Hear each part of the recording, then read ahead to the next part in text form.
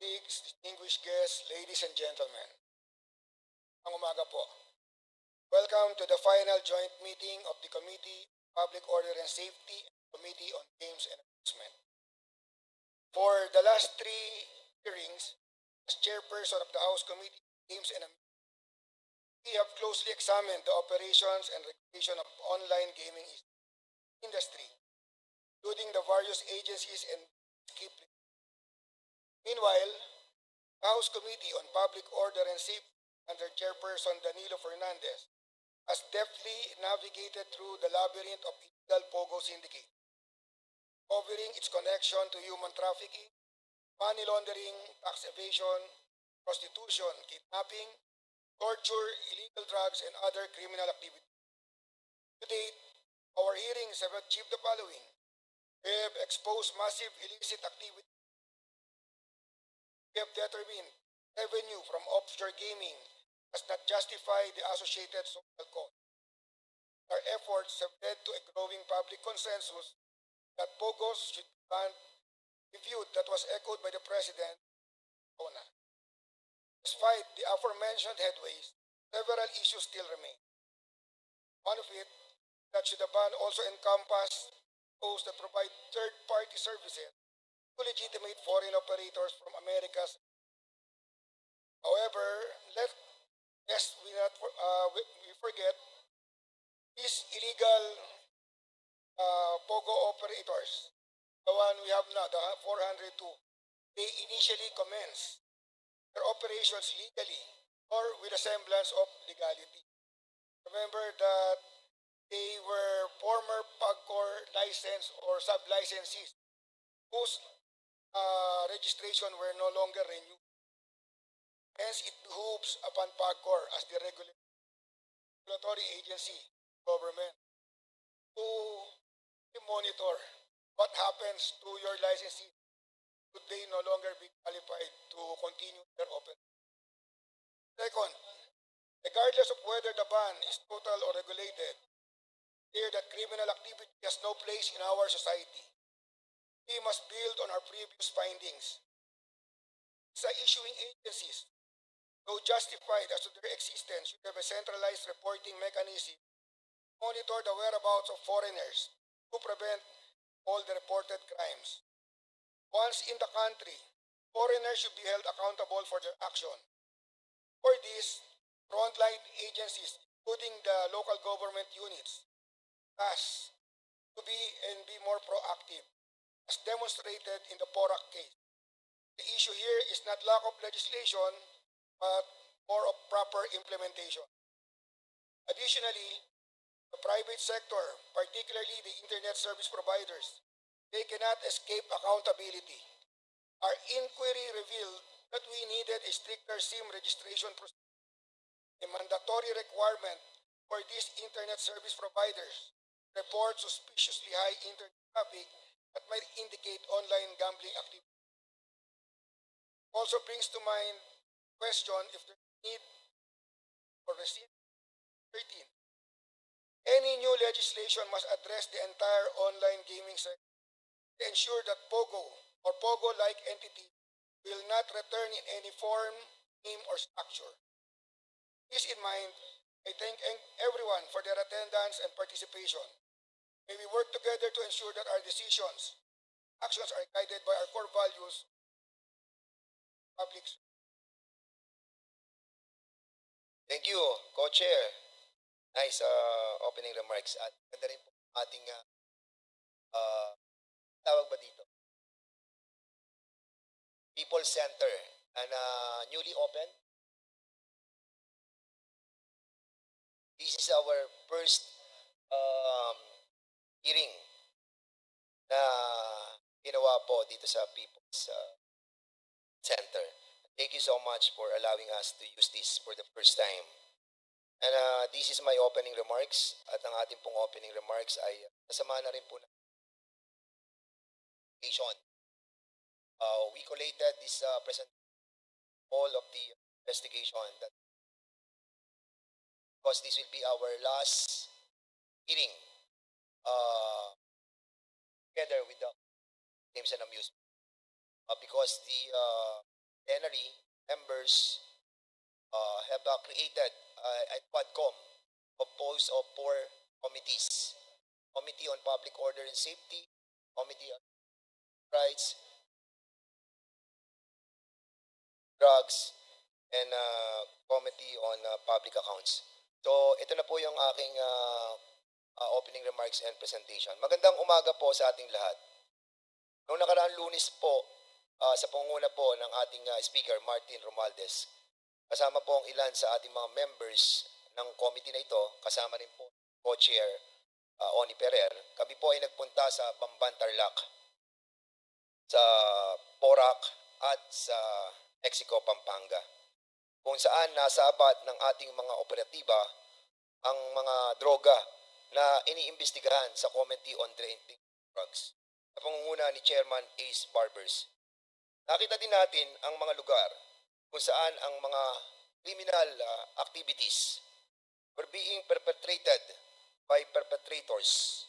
Kasama na dyan ang lugar kung saan ang mga POGO workers na di makakota sa kanilang ginagawang scam ay pinahihirapan, tinotorture, minomolestya, tinatakot pati pamilya kapalit ng pera at ang iba namay pinapatay at nawawala na lang na parang bula. Ito po mga criminal elements that lead to a lot of human rights violations and must be investigated more deeply dahil may connection siya sa extrajudicial killing sa war on drugs that is now being investigated by Chairman Benny Abande under the Committee on Human Rights. Binisita din po namin ang mga pasilidad na nasa pangangalaga na po ng PNP at ng PAOK, TF. But sad to say that a much comprehensive approach on this must be put in place.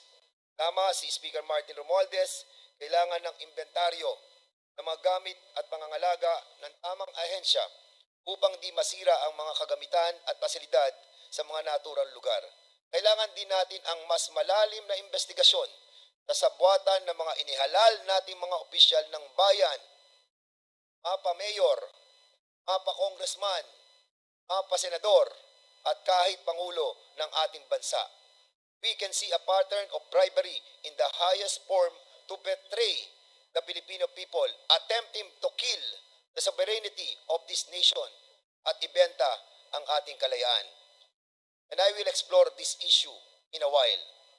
These public agencies and public servants abusing their authority must be held accountable under the Committee on Public Accounts headed by Chairman Caraps Paduano. Tama lang po ang approach ng Kongreso, pangunguna ni Speaker Martin Romualdez. Malalim na investigasyon sa organized crime under my committee, illegal drugs under the Committee of Dangerous Drugs, mga violation sa karapatang pantao, Pilipino man o banyaga, the Committee on Human Rights at public accountability ng mga tao sa gobyerno na inabuso ang kapangyarihan na pinagkaloob sa kanila ng mamamayan na nasa ilalim ng Committee on Public Accounts. Last Monday, it was moved by Senior Deputy Speaker Dong Gonzales that these 4 committees should start a joint meeting to expedite the interconnection of different issues and thereafter recommending prosecution for those perpetrators. Sa lahat ng 4 na issue ito, iisa lamang ang common denominator. Chinese. Patutunayan natin, unang issue. PIDEA files drug wraps versus importers of shabu in magnetic lifters. Noong August 29, 2018, 335 kilos of shabu worth billion of pesos ang mga nahuling mga taga-China, Chan Yi-hua, Xiang Quan. Noong April 16, 2024, sa pagpapatuloy ng operasyon ng PIDEA, nahulihan ng 1.8 tons of shabu worth $230 million. Sa Zambales, 500 kilograms of shabu nahuli 4 na Chinese nationals, si Gao Maoshu, si Hong Hanxie, si Eddie Tan, at si Su Yo Ha, na lahat taga Pujian, China.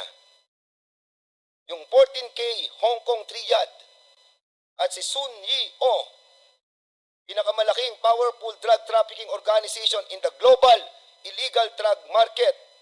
Sila ang pinakamalaking supplier na shabu sa Pilipinas at sinabi nila na ang Pilipinas ang pinaka-the best sa market at transshipment at point ng shabu dito sa ating pong rehiyon.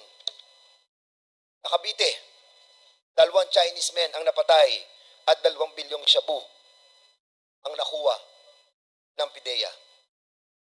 Ito ang mga droga na apprehended were all brought here by Chinese. Ang nahuli ay mga Chinese. Ang gumawa ay Chinese. Ang tanong dito is bakit nila pinupuno ng droga ang bansang Pilipinas? The Chair would like to show and share to you briefly the opium wars of China with Great Britain. The first opium war was in 1841. Ang emperor nila during that time ay si Dang Guang. Dahil during that time, ang Western, particularly ang Great Britain, di sila makapag-trade sa China dahil ayaw ng emperor. Kaya ang ginawa ng British, they flooded China with drugs, leading to widespread addiction na nagdulot ng pagkakagulo, pagpapatayan, social unrest, and ang economic impact sa Chinese government. At ito ang nagudyat ng unang digmaan ng dalawang bansa. At dahil dito, this forced China na ibigay ang Hong Kong for 100 years sa Britanya. Ang ikalawang digmaan naman po ng opium war ng China with Britain ay noong 1856. Yung pagkakahuli ng isang ship ng Britain called Arrow by the Chinese authorities. Ito ang ginamit ng British to start another opium war. Nagsama-sama na dito ang Great Britain, France, and other Western forces that lead to the defeat of China. At dahil dito, na-capture ang Beijing in 1860. Natapos ang digmaan na ito with the signing of the Treaty of Tianjin in 1858 and the Treaty of Beijing in 1860. Ang mga treaty na ito ay expanding yung control ng Western sa China ports, sa markets, at gawing legal ang opium o drug trade. Ganon din po ba ang ginagawa ng China sa atin with our own version of war on drugs? Di po ba ang daming mga droga naggaling sa China? Kailan po ba ito nagsimula? Di po ba halos lahat ng nagpapasok ng droga sa ating bayan ay Chinese according sa ating mga reports ng PIDEA? Sino ang nagpapasok sa kanila? Yan po ay katanungang iiwan ko sa inyo panandalian, pero maliwanag pa sa sikat ng araw na ang issue ng droga ang evolve ang ating common denominator, mga Chinese. Pangalawa, sa issue ng paglabag sa karapatang pantao, sa hearing po ng Committee on Human Rights, marami po ang established na namatay sa war on drugs. Ang PNP report, lumalabas, 7,640.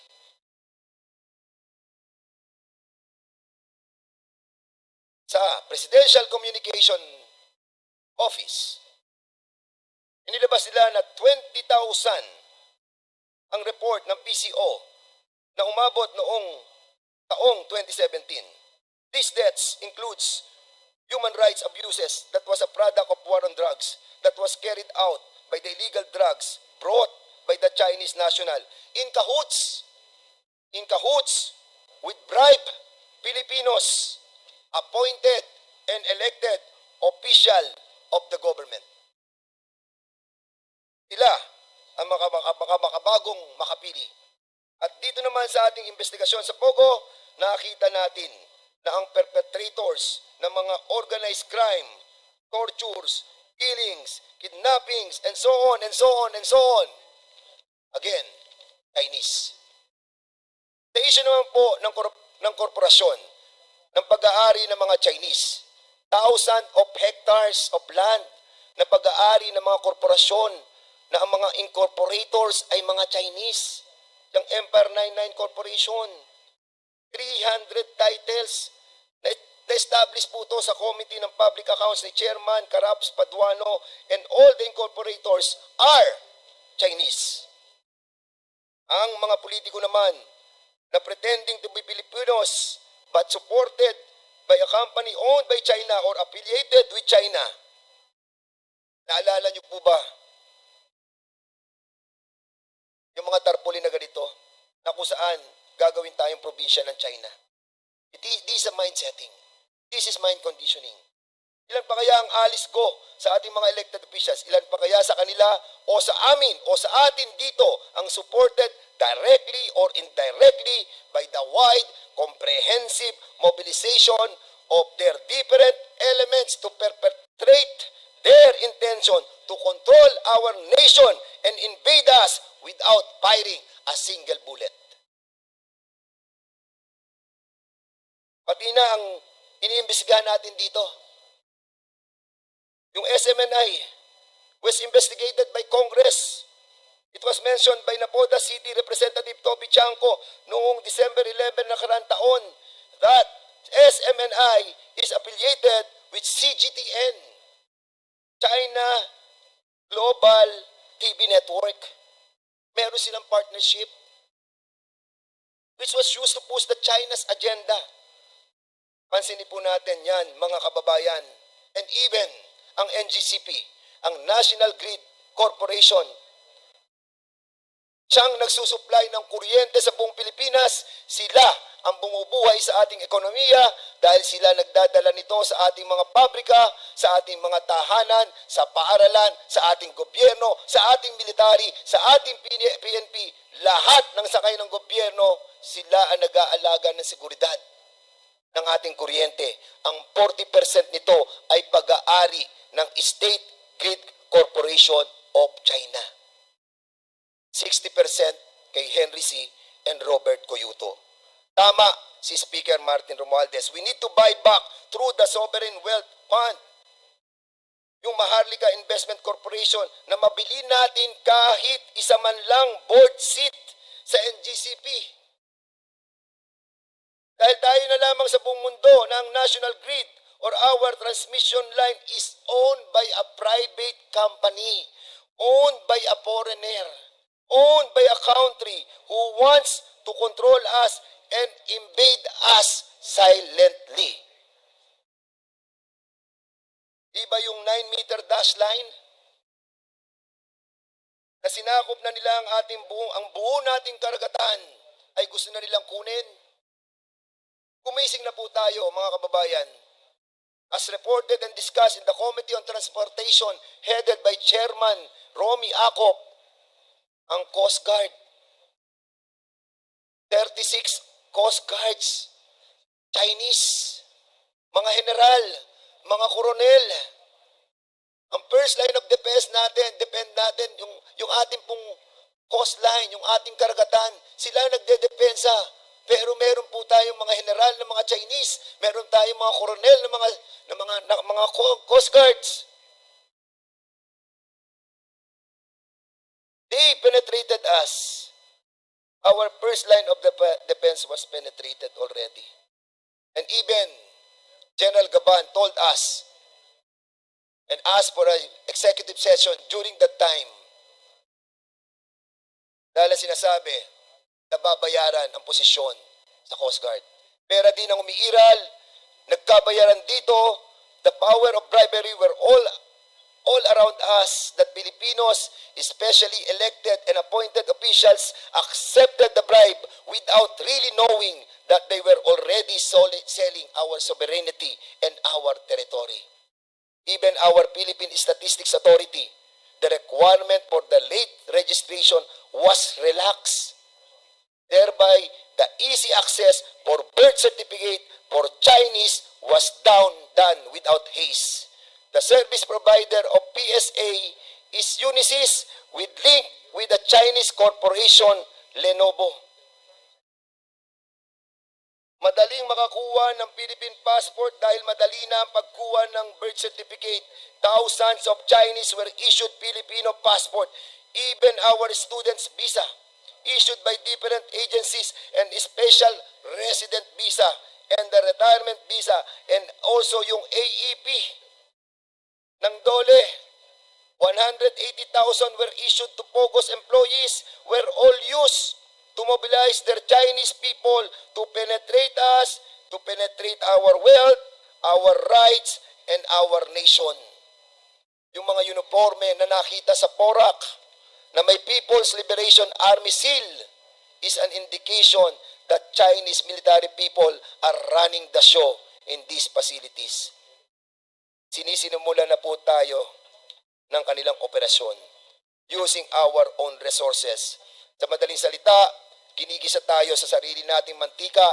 Ang lahat na nangyayaring ito na may kinalaman ang mga Chinese ay isang bagay na di natin dapat isawalang bahala. Mahal natin yung mga Chino na pinapanganak at lumaki, nagkaisip, namuhay, na tunay na isang Pilipino. Sila man po ay hindi dugong Pilipino, subalit sila naman po ay pinili na maging Pilipino sa isip, sa salita, at sa gawa.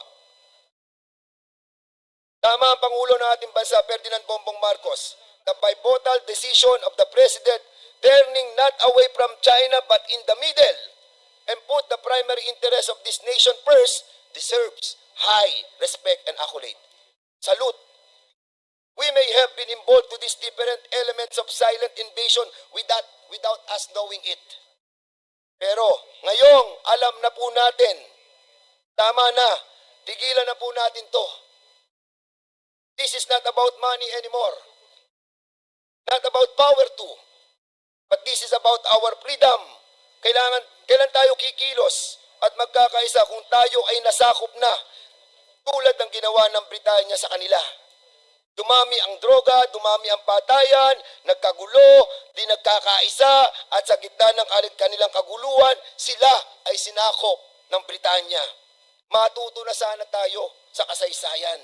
Even our own history, 300 taon tayo sinakop ng Kastila, sinakop tayo ng Hapon, sinakop tayo ng Amerikano.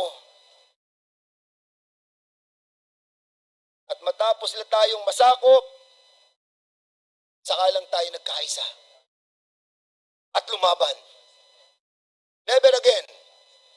Let's be united and maintain our freedom. Maraming salamat at naway gabayan tayo ng Ama na lumikha ng langit at lupa. Mr. Chair, Pasensya na po kayo kung masyadong mahaba yung presentation ko, but Mr. because Chair. this will be our last hearing that will be conducted by the joint committee hearing of Mr. Games and Amusement and the Committee on Public Order, I have to say this piece. Mr. Chair.